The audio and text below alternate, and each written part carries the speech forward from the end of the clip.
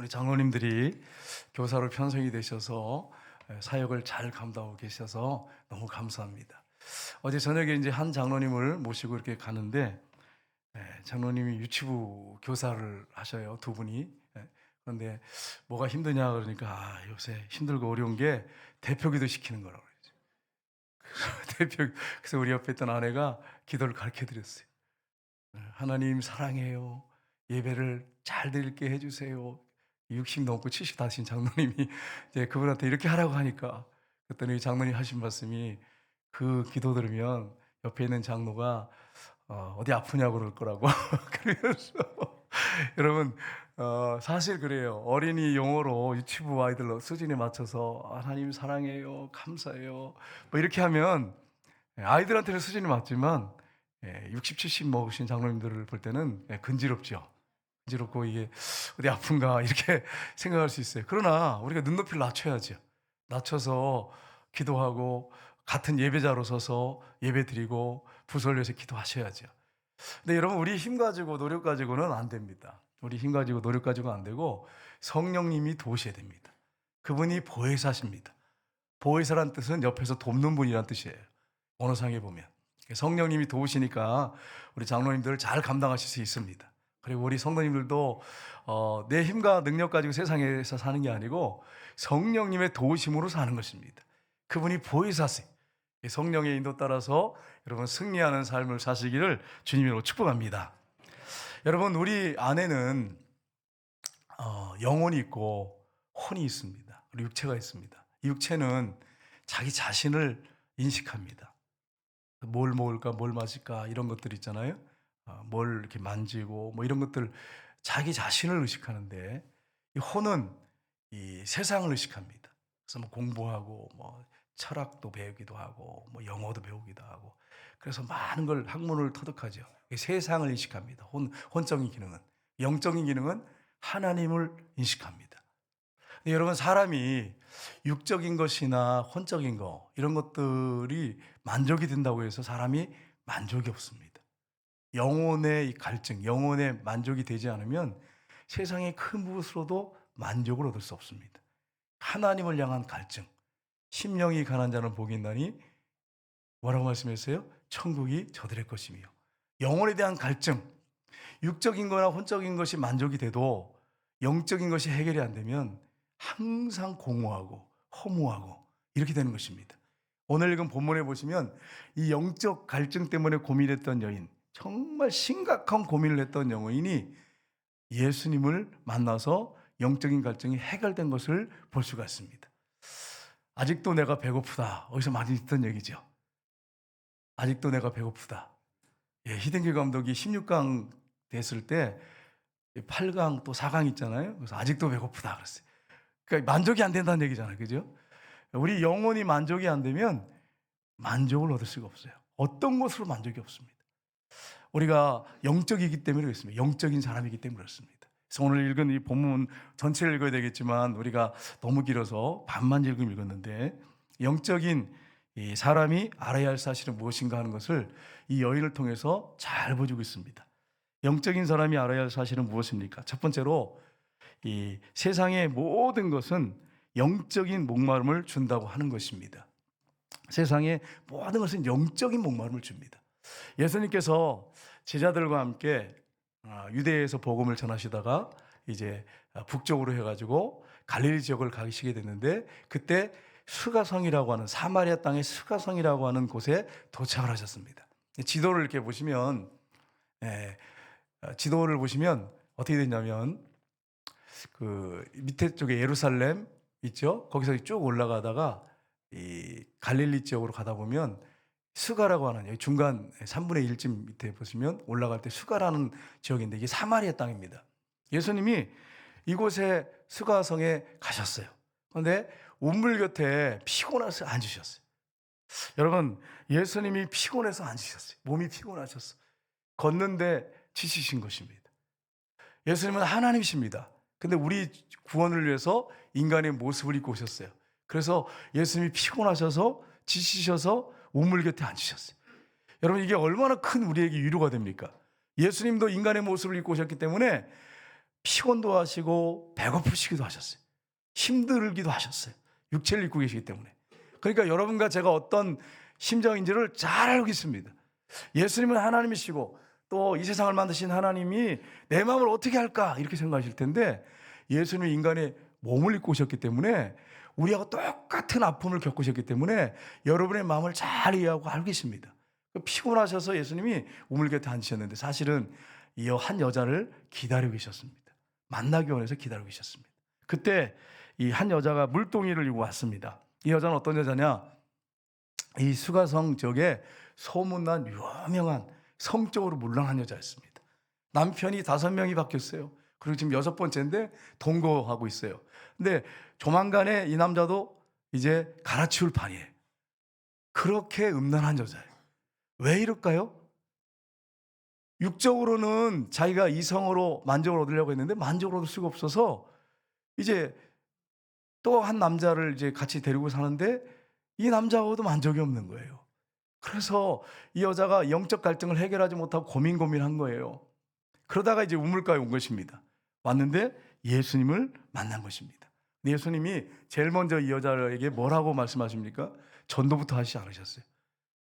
네가 나 믿으면 구원받는다 바로 말씀하지 않고 이 여자가 가장 필요한 게 뭐냐, 그걸 먼저 체크하셨어요.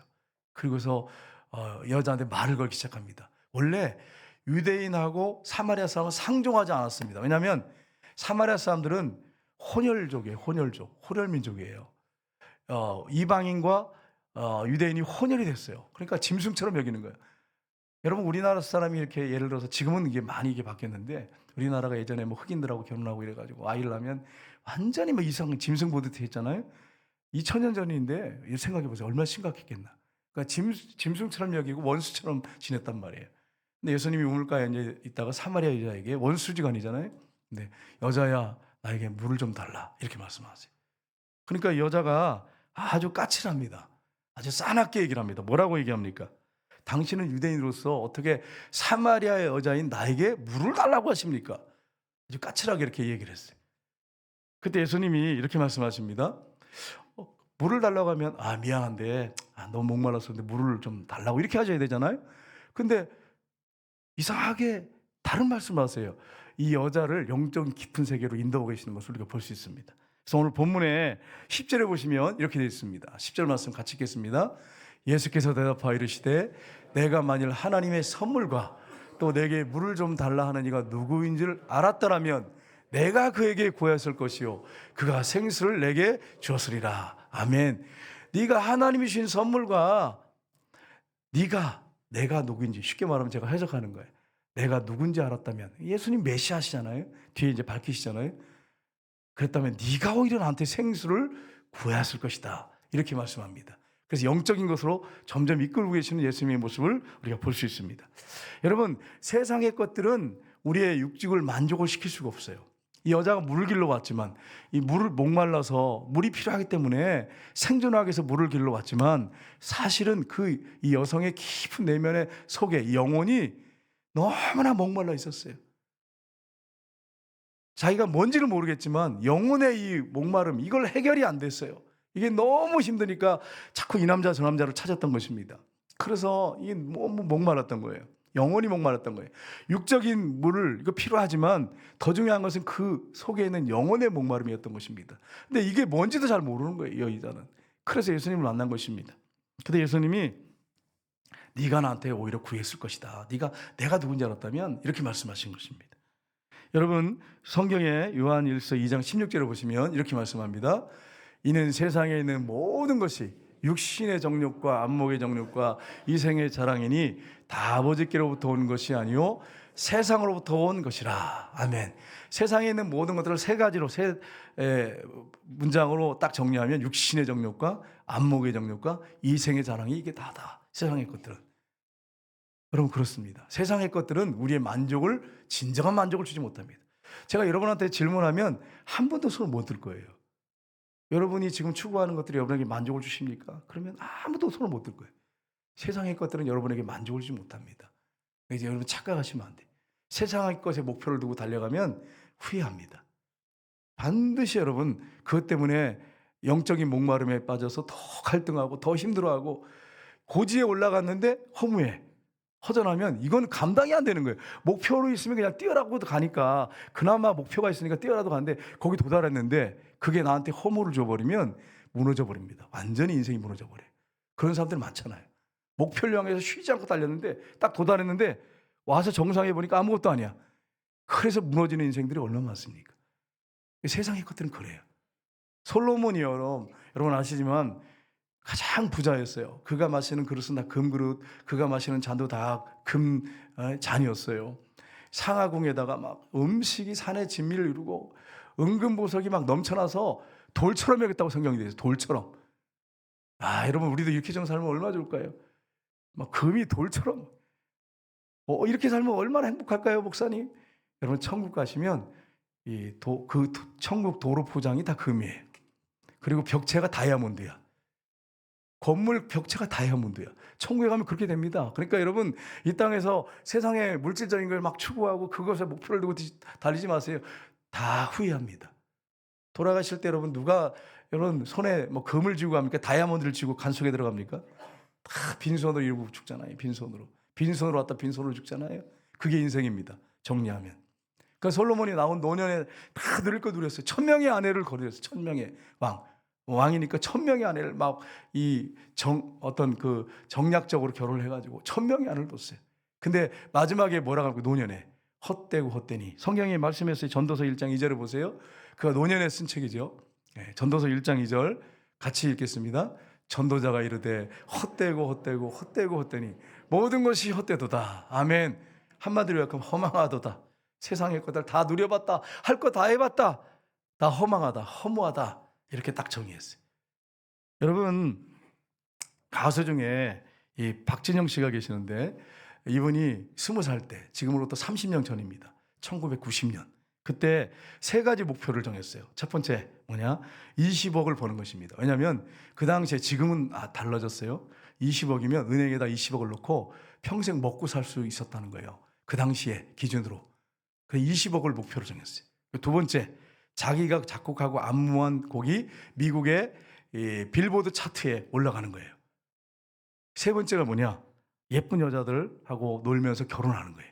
이게 세 가지 목표였는데 다 도달했어요. 젊은 나이에 30년쯤 지났는데 그 전에 다 도달했어요. 그래가지고 여러분 1300억을 벌었어요. 1300억. 20억이 아니에요. 1300억. 그리고 여러분 빌보드 차트의 1위, 자기가 작곡하고 안무한 것이 1위, 4위까지 다 최고를 찍었어요. 정점을 찍었어요.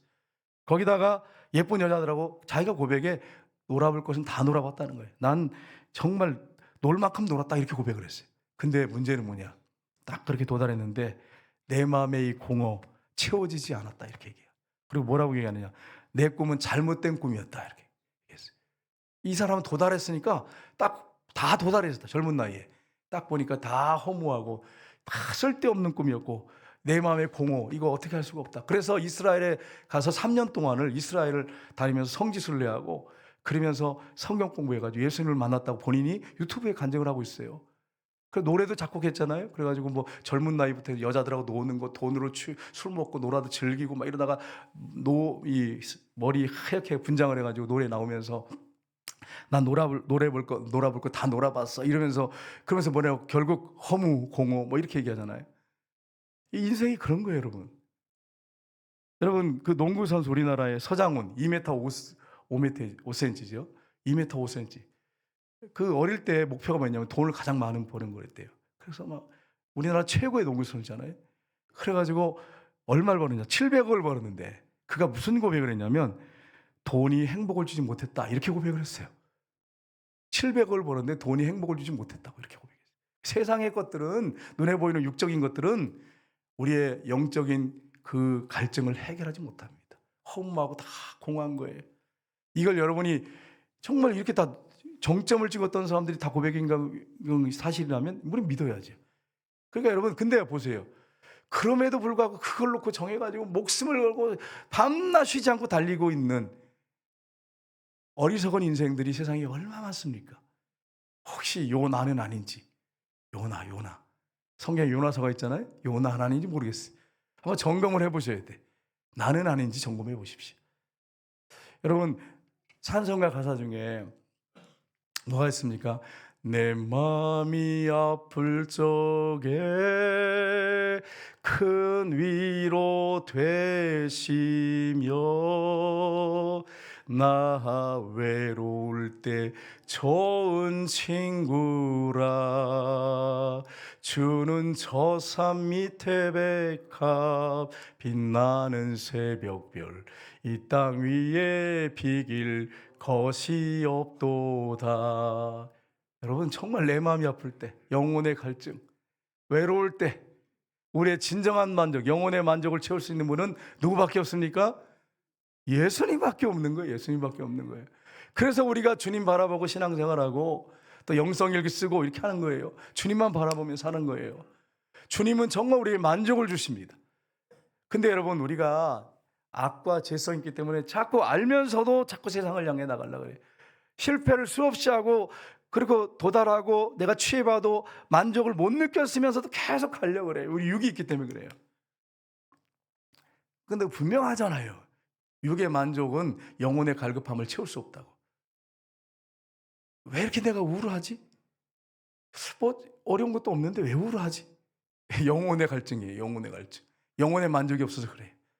여러분, 주님을 만나시고 주님 때문에 행복하고 주님 때문에 위로받는 저 여러분 되시기를 주님이라고 축복합니다. 두 번째는 성령님은 영원히 목마르지 않게 해주신 분이십니다. 네가 나한테 오히려 물을 구했을 거다 이렇게 말했을 때 이 여자가 좀 아이러니컬했어요. 왜냐하면 물길 그릇도 없는데 드레박도 없는데 무슨 말인가. 그래서 이언이 이렇게 얘기합니다. 주여, 당신은 물길을 그릇도 없고 이 물은 깊은데 당신이 그 생수를 어디서 얻겠습니까? 우리 조상 야곱이 우물을 우리에게 줬습니다. 또 여기서 자기와 자기 아들들과 짐승이 다 마셨는데 당신이 야곱보다 크니까? 이렇게 질문합니다. 여러분, 이 우물이 어떤 우물이냐면 우리 사진 한번 볼까요? 이 성지순례 가면 이게 야곱의 우물이 실제로 있어요. 수가의 성에 가면. 근데 이렇게 우리가 볼 때는 뭐 이게 우물인가 그런데 옛날에 과거에 찍어놓았던 사진이 있어요. 한번 볼까요? 다음 사진을 볼까요? 줄을 한번 보세요. 줄. 이 우물이 150m래. 150m. 줄을 내려서 물을 뜨는데 150m 넣어서. 그러니까 이 예수님한테 때 이런 말을 할 이유가 있죠. 당신은 드레박도 없으면서 물기를 그릇도 없으면서 어디서 그 생수를 얻겠습니까? 이렇게 한 거예요. 150m를 이걸 내려야 물을 기를 수 있어요. 여러분, 근데 중동 지방에는 그렇게 150m의 줄을 내려가지고 물을 떠서 먹는데 크게 우리 생명을 주잖아요. 육적인 생명을 유지하게 하고 살게 하잖아요. 근데 여러분, 우리 영혼의 깊은 내면의 이 갈증은 무엇으로 해결할 수 있겠어요? 이 여인이 이것 때문에 고민하고 있는데 이게 뭔지도 모르고 물길로 갔다가 예수님 만난 것입니다. 여러분, 예수님이 이렇게 말씀하세요. 우물을 가리키시면서 13절 14절 보겠습니다. 같이 읽겠습니다.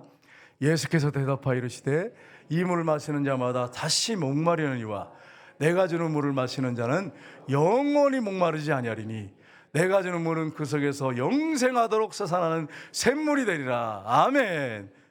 이 물을 마시면 또 갈증 느끼고 물 들어온다. 너 12시에 동네 사람들 다 피해서 떼약 밑에 물길로 간 거예요. 얼마나 비참합니까 여러분, 인생이. 근데 예수님이 뭐라고 말씀하세요? 이 물을 마시는 자는 다시 목마르니와 내가 주는 물을 마신 자는 영원히 목마르지 아니할 거다. 이 여인이 뭐라고 대답했을까요 여러분?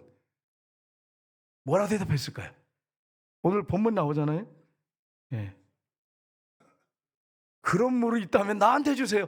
물길로 오지 않게 해주세요. 인생이 너무 비참하거든. 동네 사람들 눈치 보면서 12시에 아무도 없을 때 물길로 오잖아요. 자기가 지금 이 물을 들어오는데 그 영생하도록 솟아나는 갈증을 느끼지 않는 물을 준다니까. 오늘 잘 됐다. 만약에 그런 물이 있다면 난 물 들어오지 않아도 되잖아. 맨날 눈치 보면서 동네 사람들 눈치 보면서 돌에 맞을까 봐 두려워하면서 왔는데 잘 됐다. 그 물을 나에게 달라고 이렇게 여인이 요청하는 것을 볼 수 있습니다. 여러분, 그렇습니다. 우리에게도 이 물이 필요하죠. 영적인 갈증을 해결할 물이 필요하죠. 그 예수님이 요한복음 7장 37절에 분명히 말씀하셨습니다. 우리 한번 성경 말씀 보겠습니다. 요한복음 7장 37절 38절 같이 읽겠습니다. 명절 끝날 그 큰 날에 예수께서 서서 외쳐 이르시되 누구든지 목마르거든 내게로 와서 마시라. 나를 믿는 자는 성경의 이름같이 그에서 생수강이 흘러 나오리라. 아멘. 이 여인하고 우리하고 동일한 심령이잖아요. 저도 동일한 마음에 주님, 나에게도 이런 영원히 목마르지 않은 생수를 주옵소서. 예수님이 우물을 가리키면서 이 물을 마신 자는 다시 목마르지만 내가 주는 물을 마신 자는 영원히 목마르지 않다고 하시면서 나중에 명절 초막절인데 그때 분명하게 말씀하십니다. 누구든지 목마르도록 초청하시죠. 내게로 와서 마시라. 나를 믿는 자는 성경의 이름같이 그 배에서 영원히 솟아나는 생명 샘물이 될 것이다. 그게 흘러나올 것이다. 생명의 강이 흘러넘칠 것이다.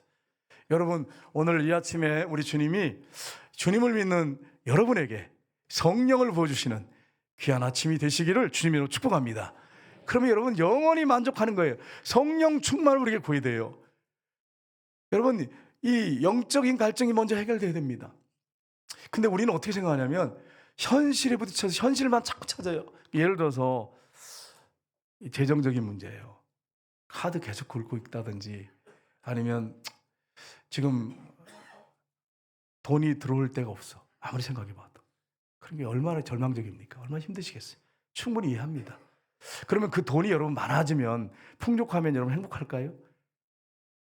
물론 즐기고 돌아다니고 음식 먹고 좋은 옷 살 수 있지만 그 영혼의 깊은 내면의 그 만족, 기쁨은 얻을 수가 없어.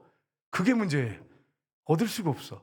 그런데 여러분, 만약에 우리가 돈이 없고 힘들더라도 또 몸이 아플지라도 성령 충만 받아서 성령이 우리 안에서 넘쳐 흐르면 지금은 돈이 없고 건강이 없고 힘들고 어려워도 기쁨이 충만하고 감사가 넘치고 행복이 넘치고 기도하면 주님이 필요한 것들은 공급해 주세요.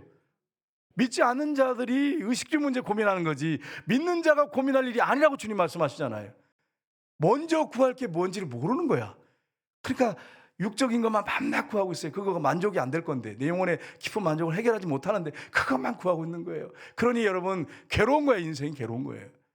여러분 그거 구하지 말고 예수님 말씀하셨잖아요. 누구든지 목마르도 내게로 와서 마시라고. 나를 믿는 자는 그 속에서 생수의 강이 흘러 넘칠 거라고. 여러분 거지 같은 사람, 정말 노숙자 같은 사람도 예수 만나면 기쁨이 넘친다고 그래요. 막 죄수들도 예수님 만나고 성령 받은 분들 막 얼굴에 기쁨이 충만해요. 영혼의 기쁨이 넘친단 말이에요. 그 기쁨이 저 여러분에게 있고 그 만족이 저 여러분에게 있어야죠. 이러한 역사들이 여러분에게 있기를 주님으로 축복합니다. 한국교회의 지도자 중에 유명한 목사님 한 분 계세요. 고 이중표 목사님이십니다. 이분은 한국교회 목사님들이 성자라고 그래요. 그리고 목사의 목사라고 이렇게 칭호할 정도입니다. 이분은 별세의 목회를 주장했어요. 나는 죽고 예수로 사는 사람, 부활하신 예수님과 동행하는 사람, 쉽게 말하면 이걸 강조하신 목사님이세요. 근데 이 목사님이 내가 어떻게 하면 한국에 영향력을 미칠 수 있는 큰 목사가 될까를 연구하셨어요. 그래서 목사님들 아주 크고 훌륭한 목사님들만 막 조사를 하기 시작했는데 이분이 뭘 답을 찾았냐면 전부 도만강, 대동강, 낙동강 물을 마시고 사셨다는 거예요. 그래가지고 이 목사님이 기도를 이렇게 하셨어요. 이 목사님이 전라도 목사님이세요. 근데 이렇게 기도하셨어요. 하나님, 한국교회 유명한 목사님들은 다 큰 강물을 먹고 살아서 저렇게 훌륭한 목사님들이 되었는데 저는 이 전라도의 작은 강, 만경강 물을 먹고 자라서 이렇게 키도 작고 능력도 부족합니다. 그래도 저도 한국교회를 위해서 큰일을 나게 주님 도와주옵소서. 어떻게 하면 좋겠습니까? 이렇게 계속 기도를 오래 하셨대요. 막 간절하게. 정말 그럴까요, 여러분? 목사님이 얼마나 사모하는지 아시겠죠? 그래서 이렇게 하시는 거예요, 하나님 앞에. 큰 강물 마셨다고 훌륭하게 목사가 되겠어요? 근데 통계를 보니까 정말 그렇게 사셨대. 물을 먹고 살아야 되니까. 큰 강물만 먹고 사셨대. 그래가지고 이제 나는 이렇게 작은 강물 먹어서 키도 작고 나는 능력이 없는 종입니다. 이렇게 기도하신 거죠. 그 영혼의 갈급함. 그게 보이잖아요. 근데 기도하는 가운데 주님께서 음성을 마음에 들려주시는데 뭐라고 음성이 들려지냐면 사랑하는 종아 걱정하지 말아라. 압록강이 크면 얼마나 크며 낙동강이 길면 얼마나 길겠느냐. 너는 압록강이나 낙동강과 비교할 수 없는 큰 생명의 강물을 듬뿍 마시거라. 그러면 큰일 나게 될 것이다. 깨달으셨대. 아, 성령 충만 받으라는 거구나. 성령의 인도 받으라는구나. 그래서 더 기도를 하셨어요. 그래가지고 이분이 정말 한국의 성자라고 이렇게 칭호를 듣는 목사님 되시고 목사의 목사가 되셨어요. 이분 성격이 원래는 그런 분이 아니었어요. 아주 굉장히 강했던 분이었어요. 강한 분이었어요. 그래서 그분의 책에 보시면 회개를 얼마나 눈물 많이 흘리고 기도하시는지 몰라요. 교회 안에 이 싸움이 벌어졌는데 성가대석에 앉아가지고 집사 권사가 싸우고 있더래. 그래서 설교하다 조용하세요. 조용하세요. 그런데 계속 해가지고 성경책을 집어 던졌는데 그 얼굴에 맞아 찢어졌어. 그래가지고 교회에서 사임하시게 됐어. 그랬던 목사님이. 근데 산에 올라가서 그냥 6개월을 눈물로 기도하고 막 그렇게 하면서 주님 제대로 만나고 성령 조금만 받고 능력 있는 목사님 돼가지고 완전히 변화됐어요. 성자가 되셨어요. 그래가지고 얼마나 겸손하고 온유하신지. 원래 그런 분이 아니잖아요. 성령이 이렇게 하신 거예요. 성령이 그렇게 하신 거예요. 그러니까 여러분, 우리가 정말로 구해야 할 것은 성령입니다. 영혼의 이 만족을 채울 수 있는 성령, 우리 주님이 필요한 것입니다. 이걸 여러분 기억하시고 정말 여러분이 제대로 구하는 여러분과 제가 되기를 주님으로 축복합니다. 그러면 목사님, 돈 벌어서 다 쓸데없는 얘기입니까? 돈 벌어서 선교하고 구제하고 할 일이 얼마나 있습니까? 그거 하시면 돼. 주님만 바라보시고 주님을 목적 삼고. 그것들은 여러분 도구잖아. 생활에 필요한 도구일 뿐인 거예요. 그걸 위해서 하나님의 영광을 쓴다면 여러분 천국 가면서 얼마나 하나님 앞에 큰 상을 받겠습니까? 근데 여러분, 이 도구가 목적이 돼버려서 사람들이, 이게 문제가 된 것입니다. 세 번째는, 영적인 사람은 예배의 삶을 살아야 됩니다. 예수님께서 가서 내 남편을 불러와라. 여러분, 보통 이 성경을 보시면 한두 문장이면 다 엎어져가지고 주여 그러고 고백하는데, 이 여자는 정말 타락했어요. 얼마나 끈질기고 악한지 한 장 전체를 할애하고 있어요, 주님이. 그래가지고 말이 안 통하니까, 하도 안 통하니까 가서 내 남편을 불러와라 이랬어요. 그랬더니 나는 남편이 없나이다 이렇게 오리발을 내밀고 거짓말하는 거예요. 그러니까 예수님이 뭐라고 말씀하세요? 내가 남편이 없다는 말이 맞다. 전에 내가 남편이 5이 있었는데 지금 있는 남편도 내 남편이 아니다. 그건 내 말이 맞구나. 이렇게 말씀하셨어요. 얼마나 여러분 악한 여자입니까? 그러니까 여자가 이 정도 되면 무너져야 되잖아요. 자기를 다 알고 있잖아. 주님 잘못했습니다 이래야 되잖아요. 갑자기 화제를 싹 바꿔요. 그러면서 뭐라고 합니까? 우리 조상들은 여기서 예배하였는데 당신의 그 조상들, 당신 유대인들은 예루살렘에서 예배하는 자가 예배해야 된다고 합니다. 그렇게 얘기하면서 딱 화제를 예배로 싹 바꾸잖아요. 그러니까 예수님이 뭐라고 말씀하십니까?